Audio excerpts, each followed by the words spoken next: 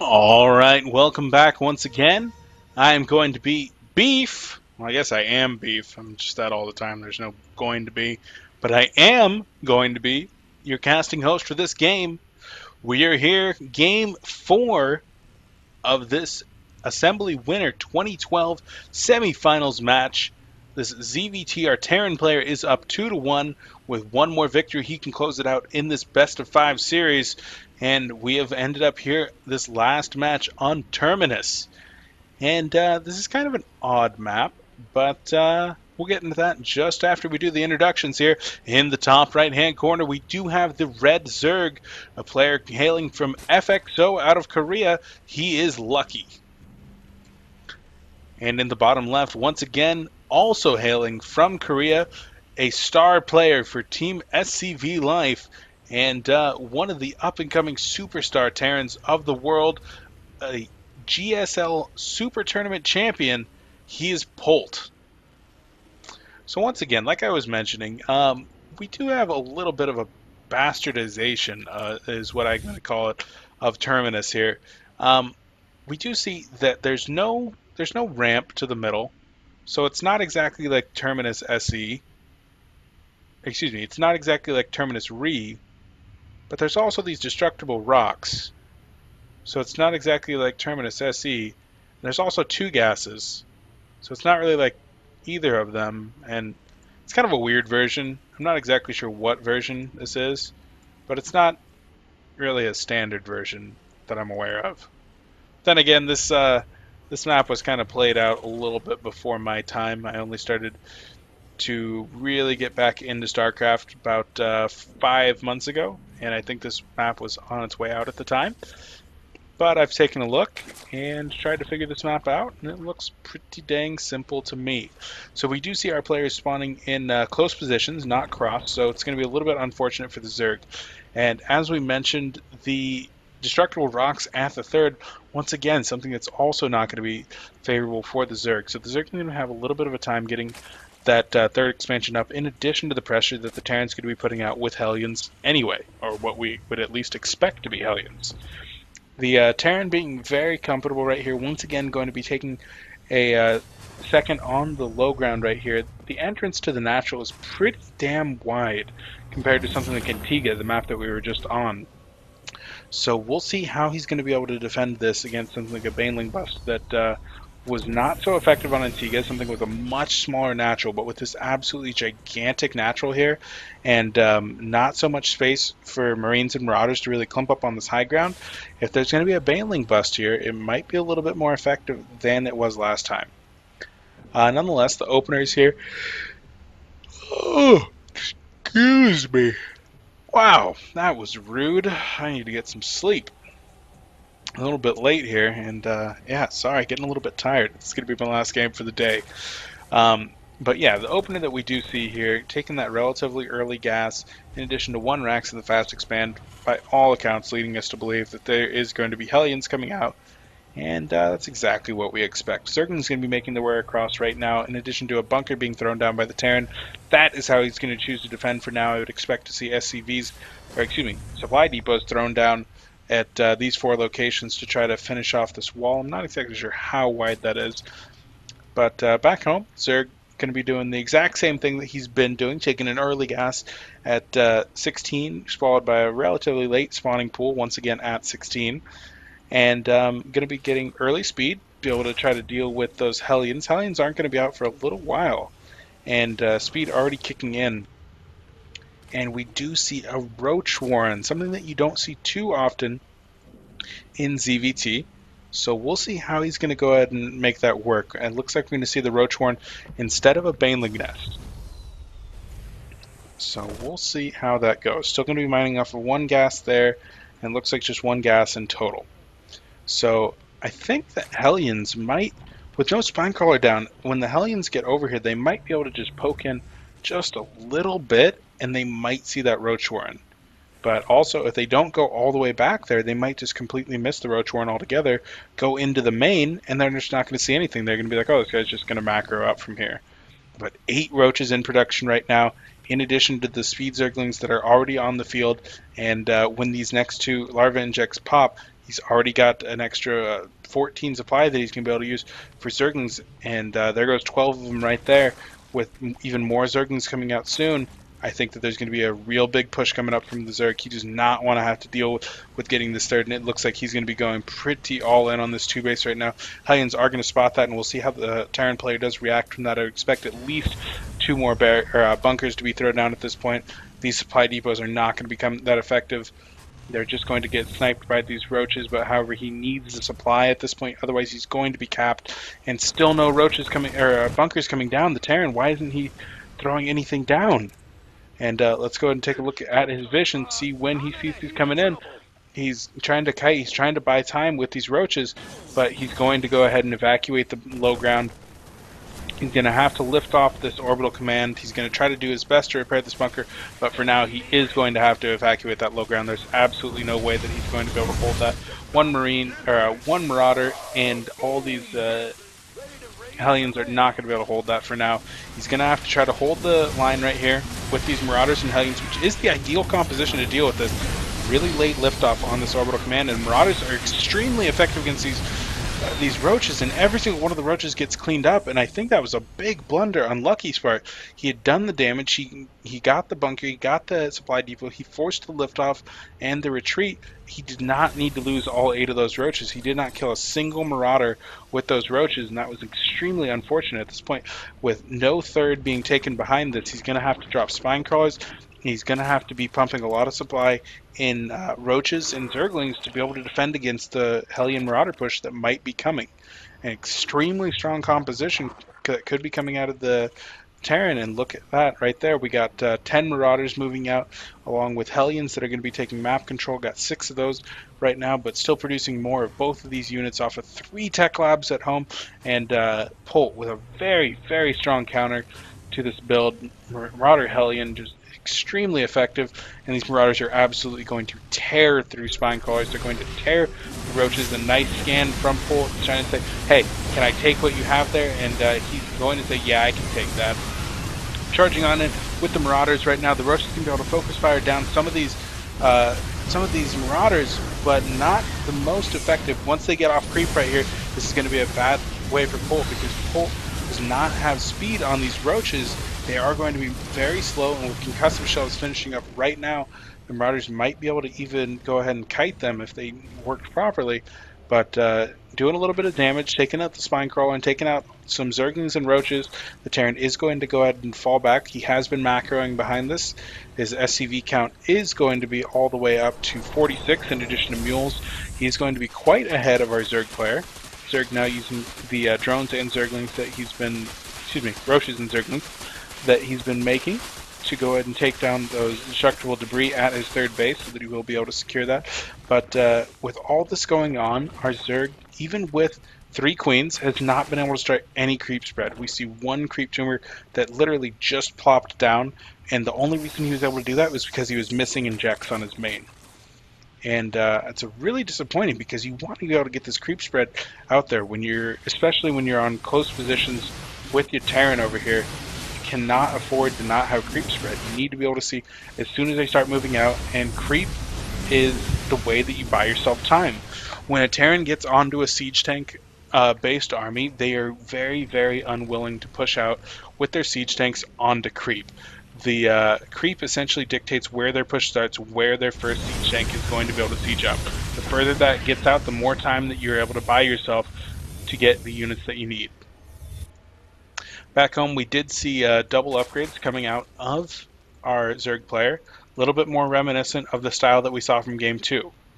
So we'll go ahead and see where it goes from there. We didn't see any roaches in that game, but he was very successful with a heavily upgraded Zergling force.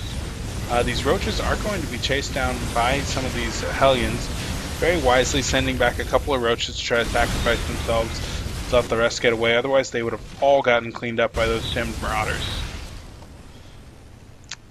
With the starport being constructed at home right now, and the Terran taking his third, finishing that up right now, the Terran is going to have a relatively strong push right here, but he does not want to get this cleaned up a little bit too early.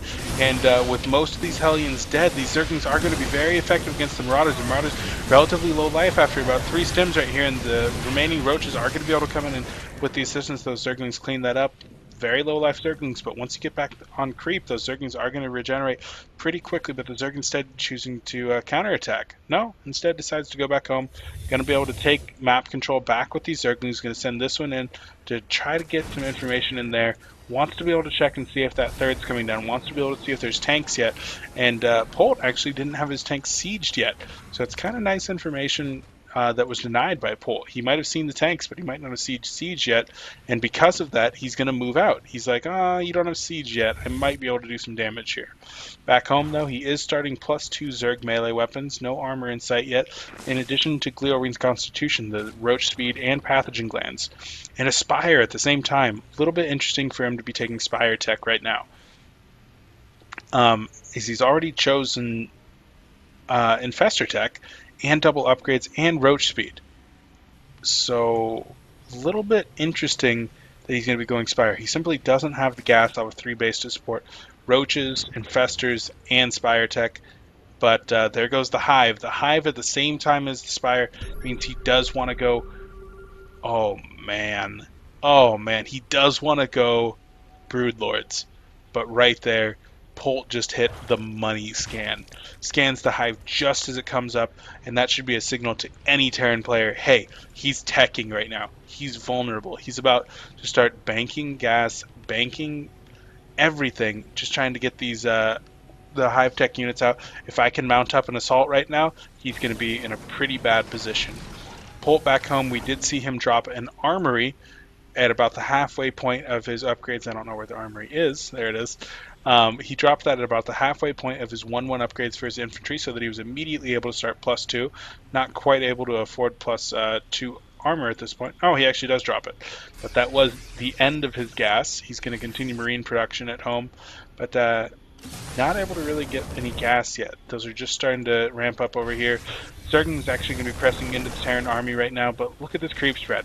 Almost non-existent. Barely 2 creep tumors out of his natural base, and there's no way that he's going to be able to defend that for it. Absolutely no way.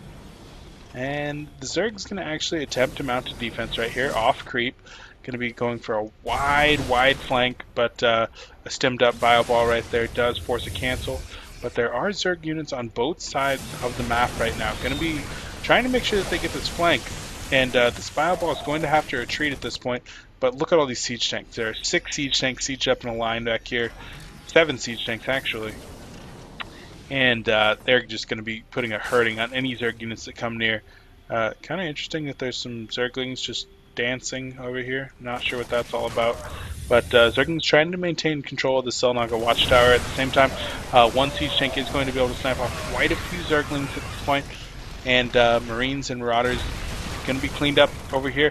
Zerglings and Roaches trying to clean up any reinforcements, trying to pincer the army, and possibly even going for some kind of a counter, but there are 4 siege tanks sieged up behind this wall. In addition to marine support, there's no way that they're going to be able to break down that wall. Greater Spire is in production right now. Zerg banking a lot of minerals and gas, trying to get this going, but the Terran's going to be saying, hey, I scanned that hive a while ago. We do not want you getting those Broodlords out, and he's going to be able to try to put a lot of economic damage in before those Broodlords come up, but here come in the flank from the back, Zerglings and Roaches. Zerglings going in a little bit too early, but from both sides, Zerglings coming in now. Infested Terrans being fought down, Fungals going down. Very nice target fire from those siege tanks, being able to take out a couple of those infestors, but the Zerg is going to be able to clean this up at this point, and at the same time, there's going to be Broodlords here very soon. Needs to take a 4th behind this, though. Do not want to be on equal bases with this Terran, especially since the Terran already has a constructed command center right here that he's going to be able to move out. He's going to be able to land that right there in between the 2 bases and morph that into a planetary fortress. And that is what you do not want as the Zerg. Terran with their planetary fortress on close positions have a very easy time securing a 4th between your bases, morphing it into a planetary. They're going to be able to take that map control, and it's so hard to push into that. And because of that, Zerg able to really only attack down one path, and that's into the planetary. And you never want to try to attack into a planetary if you can avoid it. But that's the only path that he can really have on this map. And so we do see that the Terran has started plus 3/3 for his infantry in addition to plus 2 weapons for his tanks. Planetary has started in addition to a 5th command center. And Zerg once again trying to flank with these Zerglings and Roaches. But that's not really going to work. Broodlords have been morphed over here. Polt hits a very nice scan, seeing that there are Corruptors and Broodlords in a pile over here, in addition with some Infestors. But the Zerg is completely broke at this point. Not being able to establish his 4th base is really starting to hurt him. The Zerglings and the Roaches being cornered over here on the opposite side of the map. But this is really buying the space for Lucky that he needs. He should be using this time to really be able to move out, try to establish a 4th, and take any position that he can. Broodlords, like I've said before, they're very immobile, and they're almost like siege tanks in that they're very, very slow, immobile, and you have to use them like siege units. You have to be able to just continually lock down an area and say, hey, this area is mine, you can't come here, and that's what you do. But the very mobile Terran force right here is going to be able to once again just elevate her up into the base and say, hey, Broodlords, you're going to fight on our conditions, not yours. And that's what you need to do. While you're at home building Vikings, you buy yourself time by elevating units in, by dropping everywhere that you can, and by catching the Zerg off balance. But these Broodlords are going to be able to come in here right now, and if the Zerg doesn't, or the Terran doesn't respond to this appropriately, he's going to lose his entire force, something that he can afford to do because he's actually up quite a bit on supply and minerals and gas. But taking out the hive in the process, something that the Zerg definitely did not want to lose. Back at home, the Terran has taken a 5th. He's going to be morphing that one into a planetary as well. Thor production has started, in addition to 3 more starports for Vikings, and keeping this Zerg on 3 bases, really not what the Zerg wants. Pulling all the queens at this point, saying, hey, I'm completely tapped out of minerals and gas at this point. The larvae that my 4 hatcheries are going to be spawning is all that I need. I don't need to be injecting right now. I'm just going to bring these queens with me. They're going to be my support for my Broodlords, get some transfusions down, and get any kind of air damage that I can. But these 3 starports are going to be finishing up right now, and I think he'll probably just start producing Vikings right away. I don't think he's going to be throwing reactors down on them, but we will take a look. Right now the Viking count is pretty damn high. Yeah, 6 Vikings, 2 Thors right now, and we do see 4 Vikings at a time coming out as it stands. With these Broodlords just putting damage into this planetary, it's preventing mining at this base, which is what you want happening. But at the main base, there is another drop: 1 tank, 4 Marauders, and a handful of Marines going to be in there and really wrecking havoc. And there goes the spawning pool one more time. 3/3 still researching at these evolution chambers, and that is going to go down. Very unfortunate position for the Zerg. Infested Terrans being plopped down, almost all the energy being expended from a good deal of these infestors. And oh yeah, there goes 3/3. So unfortunate. With that being 3/4 of the way done, that might have been what needed to happen to try to get the Zerg back into the game. But as it stands, he's going to have to retreat with a large number of his infestors. And look at this. If he gets one of those infestors in range of the Marauders, look at that. Look how fast they die. 3 Marauders in tanks, he loses 3 infestors just like that. He cleaned up all the Marines, but the Marauders and tanks survive. Fortunately, that means that there's no AA left, and the Corruptors are able to get in there and snipe the medevacs. 1 Spinecrawler will not be able to hold 3 Marauders and a tank, so they are going to be able to come in here and clean up the rest of the drones. And the Zerg has essentially said, screw it, I'm not going back for that. I've got a ton of stuff, but I don't have any production right now. I don't really know why he's not spending his money. His larva is only at 4, but here comes the big battle. Vikings are going to be able to put a lot of damage into the Corruptors, but these Queens are going to be throwing down some nice transfusions.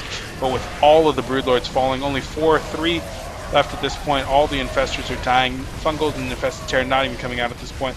And the Zerg looks like he's just about given up, and I'd be expecting GG at any second.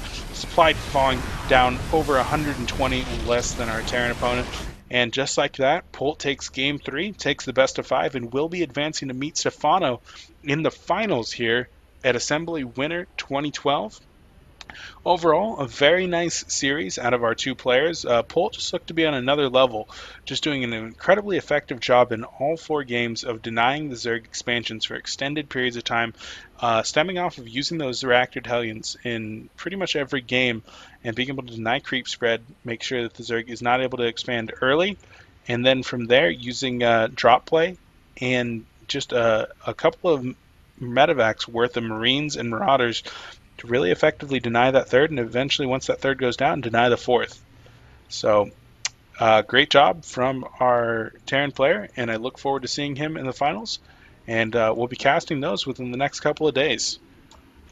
Once again, I've been your casting host, Beef, and thank you very much for watching. As always, I'm still very new at this and just trying to have some fun with it, see where it goes. But please do comment on any of my videos that you see on YouTube. Let me know what I'm doing well. Let me know what I need to work on so that I can become a better caster, not only for you guys, but for my own enjoyment too. I want to do the best that I can, but mostly it's for you guys because I want you guys to be watching the best videos that you can when you're watching me cast. Anyway, thanks again for watching, and stay tuned for the finals coming out of Assembly here soon, and we'll catch you next time.